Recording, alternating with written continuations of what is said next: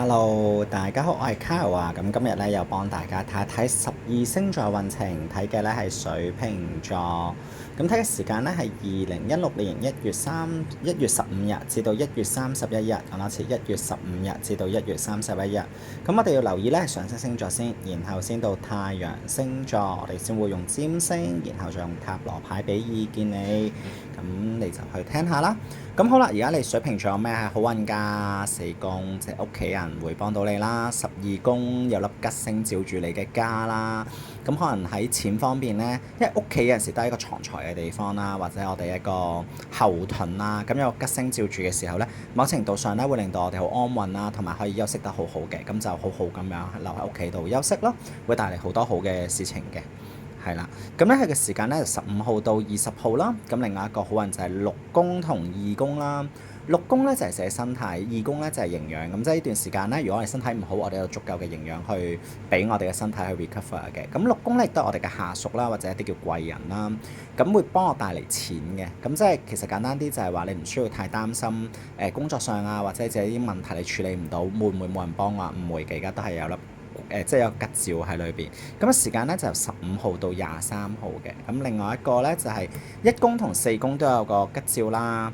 咁就係20號先開始嘅，去到28號。咁一宮頭先講過就係家庭啦，所以四宮講過係家庭啦，一宮係自己啦。咁即係其實咧你自己留喺屋企度啦，咁其實就會得到好多好嘅事情，就譬如 even 你或者同家人咯。係咯，家人屋企除咗屋企，即係屋企嗰個竇之外，就係你嘅家人咯。如果你嘅情人同你一齊住，即係你屋企都會特別幸福啊、sweet 啊咁樣咯。係啦，咁跟住咧，仲有一個一宮同唔係，sorry，六宮同二宮嘅，咁樣咧就係30號到4月10號，好長時間啦。上邊嗰個六宮同二宮咧，就係由15號到23號嘅啫，都係有貴人關於錢啦。咁呢個咧就係貴人關於錢，同埋幫你做嘢而得到錢同營養嘅時間會再長咯，就係1月30號到4月10號。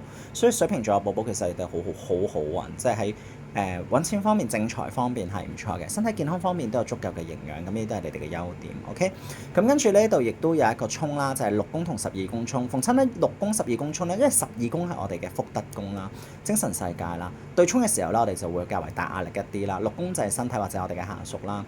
講我哋下屬或者幫我哋做嘢嘅人先，咁可能佢哋就會有啲失魂啊呢段時間，唔係話唔想做，咁可能做得唔夠好咯，或者佢哋嘅狀態唔係咁好，咁所以達唔到你嘅要求，咁可能你就包容一啲啦。如果係你自己嘅身體嘅話咧，咁其實上面都講咗啦，身體唔舒服，二宮會有錢同營養去 recover 你啊嘛，咁所以其實唔需要太擔心呢個衝突咯。呢個唔係呢個對沖嘅能量啦，OK，咁樣咧就係15號到20號，所以時間話唔係好長，所以就算你有咩事都好，你都有錢去幫你 back up，同埋有身邊嘅人去幫你去處理你嘅問題，所以唔需要擔心啊。咁跟住咧到星星嗰一部分啦，咁咧就係金星啦，會進入17號，金星17號會進入水瓶座，即係你哋自己嘅宮位啦。17號後咧，其實你就會覺得成個人啊唔同咗，因為金星係粒舒服啦、享樂啦，同令到你會得到貴人嘅幫忙嘅星星咯，尤其是女性嘅貴人，係啦。咁如果你愛，因為其實金星亦都對愛情啦，即係亦都會身邊多咗好多人愛你啦，或者好多人見到你會覺得好想錫你兩啖啦，都唔出奇㗎。男女都係啊，OK。咁有人對自己好就由佢啦，咁難得有人對自己好享受下啦。咁跟住咧就係19號嘅時候咧，新月咧就會去到12宮啦喎。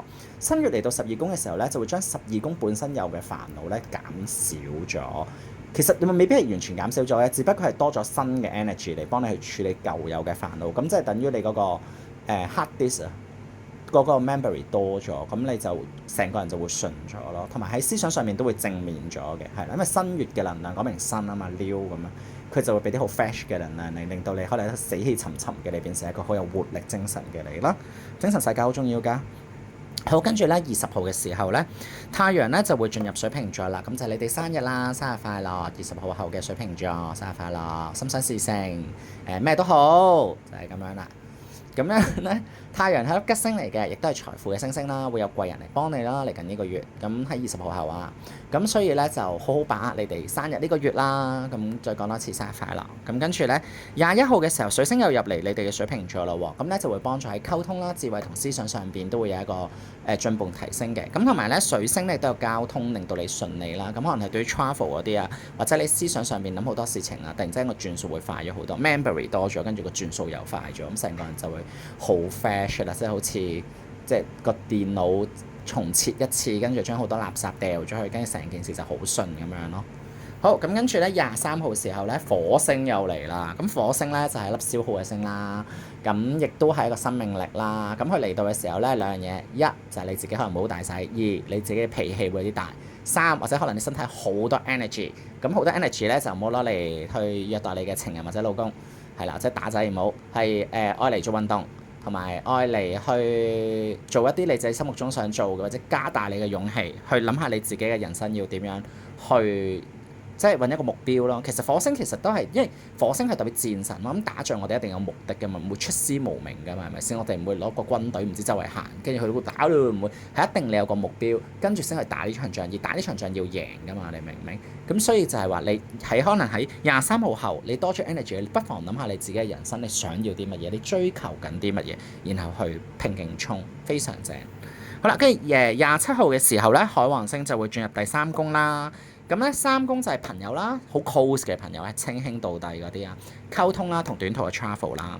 咁樣咧，你就會對你身邊嘅朋友啦，好多咗包容啦、慈悲心啦、同愛啦。咁呢份愛就係一份包容性嘅母愛啦。咁所以有啲好 cool 嘅 friend 突然間見你好對佢好溫柔，可能佢起雞皮都唔出奇嘅。不過可能有啲 friend 係你需要虐打佢嘅。咁朋友呢一樣嘢就睇下中意你咩口味啦吓，咁做得 friend，大家都會明大家係點樣噶啦。咁不過你去對佢哋嘅包容心會多咗嘅。